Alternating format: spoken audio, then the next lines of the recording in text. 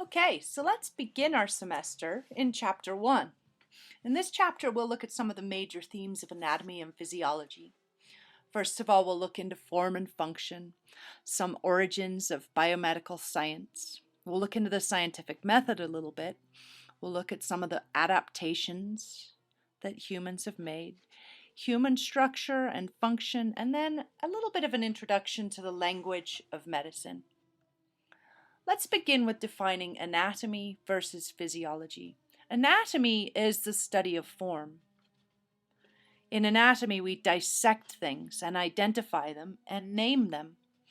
We examine structures by methods of inspection, palpation, auscultation, which is listening to sounds, and percussion, where we might tap the body and feel for abnormal resistance.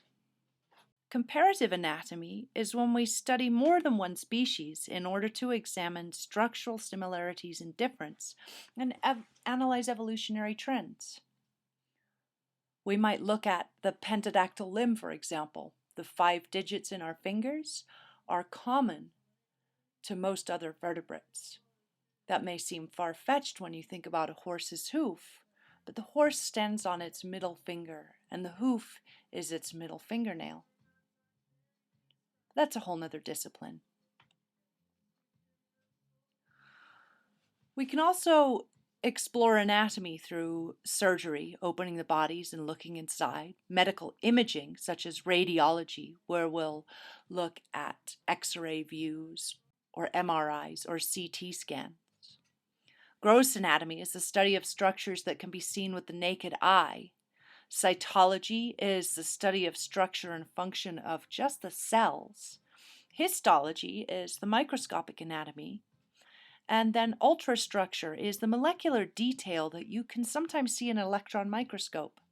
Then there's histopathology, which is the microscopic examination of tissues for signs of disease.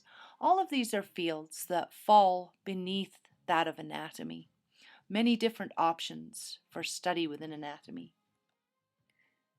Physiology, however, is the study of function. So anatomy is all about the study of form. Physiology is all about the study of function. There are subdisciplines of physiology.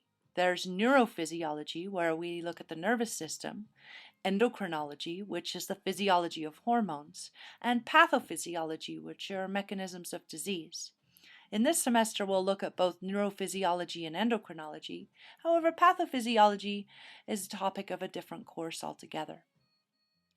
Comparative physiology is where, again, we'll examine physiological processes in humans and compare them to other animals. And often we do this because there are limitations on human experimentation. We can't just cut people open and examine the processes. So we study different species to learn about all the different bodily functions. We do a lot of drug testing and experimental surgeries. And this is the basis of development for new drugs and medical procedures. So here your text goes on to talk about some of the origins of biomedical science. I'm not going to go into the details of that, but do feel free to read. It's quite a fascinating background. They discuss some of the Greek and Roman legacy behind it, and then the birth of modern medicine and the influence of the Catholic Church and suppressing progress and so on and so forth. Lots of names and lots of dates. And then there's a section on the scientific method. And you've got that in general biology, but if you don't remember the scientific method and some of the inductive and deductive reasoning, then take a look at that section also. There's also a brief section on human origins and adaptations. It talks about evolution and selection and adaptation. Again, content of the general biology course. Definitely an interesting read, though, if you're a little rusty in that area. We'll move now into the section on human structure. In human structure, we'll look at the hierarchy of complexity. This, again, was one of the themes in general biology, but we basically look at a whole organism being a component of many organ systems. Each of these organ systems are composed of organs, and each of these organs are composed of tissues. The tissues are then composed of cells. The cells are composed of various organelles like mitochondria and endoplasmic reticulum, so on and so forth. And then those organelles are composed of molecules. Things like inside the nucleus, we'll see macromolecules of DNA, so large, complex molecules. And each of these molecules are composed of various atoms. For example, water is one of the things that sustains us, and water is H2O, which is made up of 2 atoms of hydrogen and 1 atom of oxygen. And all these molecules will come together to form larger and larger entities. When we look at an organism itself, it's a single and complete individual. There are 11 organ systems in the human body. We'll examine some of them this semester and some of them in anatomy and physiology too. An organ itself is composed of 2 or more tissue types, and those tissue types work together to carry out particular functions. A tissue is defined as a mass of similar cells and cell products that form discrete regions of an organ and performs a specific function. After this chapter, we'll skip over to the chapter on tissues. Cells are the smallest units of an organism that carry out all the basic functions of life. The study of these cells and their organelles is cytology. The organelles themselves are microscopic structures in the cell that carry out the individual functions of that cell. The mitochondria is the powerhouse, the endoplasmic reticulum is the packaging and shipping center, and the nucleus, the brain of the cell. So the organelles are made up of the 4 classes of macromolecules you might recall from general biology: proteins, carbohydrates, fat, and nucleic acids like DNA. And each of those macromolecules are composed of atoms. Atoms are the smallest particles that have unique chemical identities. So the theory that a large complex system such as the human body can be understood by studying its simpler components is called reductionism. It was first espoused by Aristotle, and this has proven to be a highly productive approach. It's essential in scientific thinking. On the other hand, it's important to understand holism. Just as it would be very difficult to predict the workings of an automobile transmission merely by looking at a pile of its disassembled parts, you can't really predict the human personality by dissecting a brain. There are emergent properties that the whole organism cannot be predicted by simply summing up the parts. Each level we move up through this hierarchy of complexity from atoms towards organism, the more novel properties emerge. That really means that humans are much more than the sum of their parts. This is a very complementary theory to reductionism as opposed to an opposing theory. So it's important for us to look at the parts in the form of reductionism. However, in order to fully understand what's going on, we have to look at the whole. So take a moment here, shut your notes, shut your book, and see what you can recall. 2 sets of terms we're going to contrast: anatomy versus physiology, and then reductionism versus holism. So just write down as much as you can remember about each of those 4 terms and see if you can compare and contrast them a little bit. It doesn't matter if you get it wrong. It doesn't matter if you draw a blank. The point here is to just begin to challenge the brain to engage. The more we challenge it to recall information, the better it gets at recalling it. After you've written down as much as you can, go back through your notes and fill in the gaps. Now, there's a lot of anatomical variation. No 2 humans are exactly alike.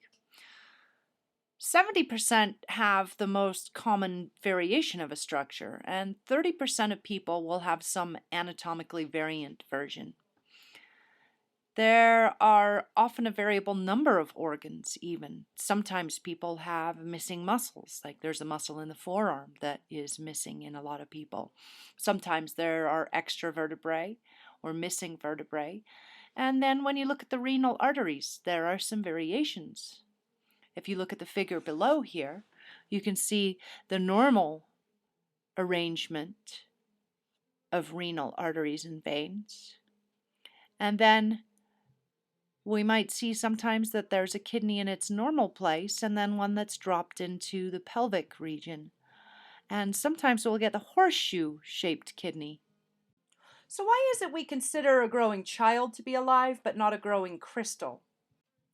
If a patient's dying, at what point does it become ethical to disconnect life support equipment and remove organs for donation? If these organs are alive and they must be to serve someone else, then why isn't the donor considered alive? Such questions have no easy answers by any stretch of the imagination. But from a biological viewpoint, life is not a single property. It's a collection of properties that help distinguish life from non-life.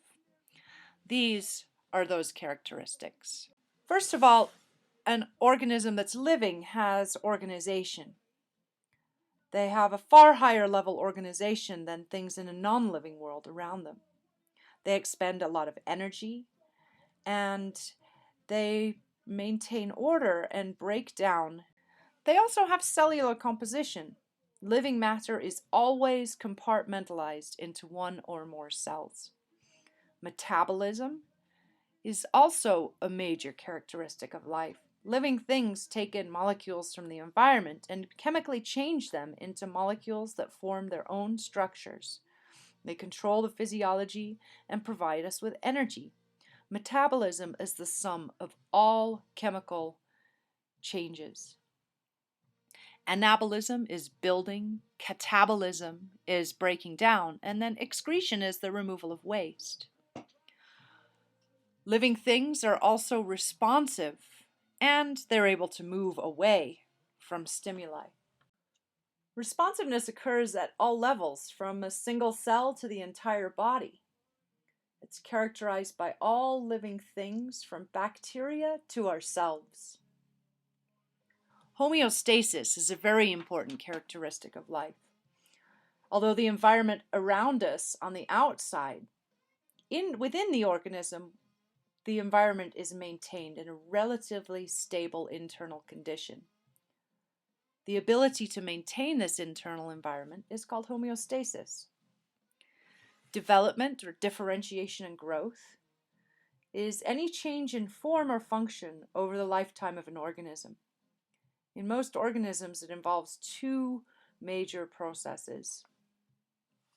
Differentiation is the transformation of cells with no specialized function into cells that are committed to a particular task.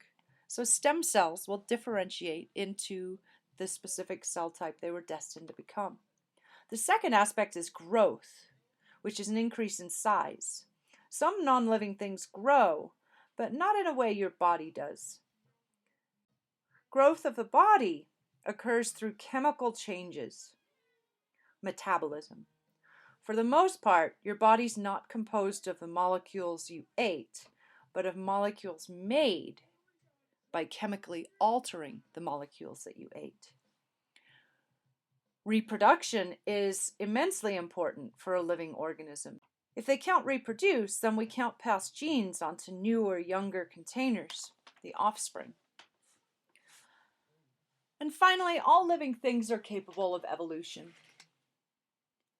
All living species exhibit genetic change from generation to generation, and therefore they evolve. This occurs because mutations or changes in the DNA are inevitable, and because environmental selection pressures endow some individuals with greater reproductive success than others. So that brings us to the end of the first section of Chapter 1. I'll see you very shortly for the next section, where we'll look at homeostasis and negative feedback.